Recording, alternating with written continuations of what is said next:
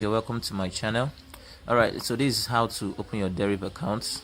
Link is on the description. Click on create a demo account, then you put your details, your email. A mail will be sent to you, so just go straight to your mail, open your mail, and then you will see verify and start trading.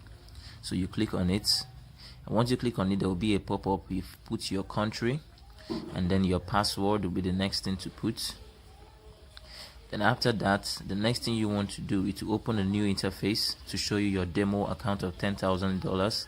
So what you do is click on the top right, click on real. Currently it's on demo. Click on real, then add Deriv account. Once you click on add, you click on US dollars. That's the currency you want to be using. Click on next.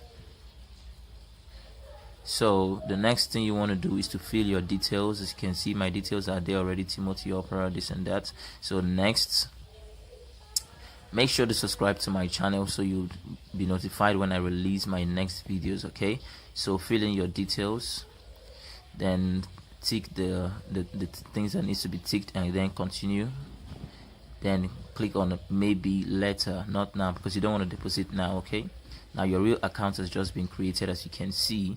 Now the next thing you want to do is to go over to add a synthetic and financial account, both for real and for demo. Do the same thing, and I'm going to show you right now. So when you click on any one of them, you add your password, and then you click on maybe later, then you copy the ID. All right, you copy the ID. I just did it for the real account now.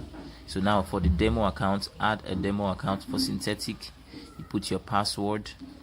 Successful, you copy the ID. That's the next thing you do. You copy the ID for demo. So do the same thing for both synthetic and financial, both demo and real account. Now to add it to your MetaTrader, you open your app, click on this plus sign, search for Deriv Limited. This is the demo, this is the server. So do the same for both demo and server. Then this is demo has just been added. As you can see, this is boom and crash. This is for synthetic. You do the same thing for your financial, which you're gonna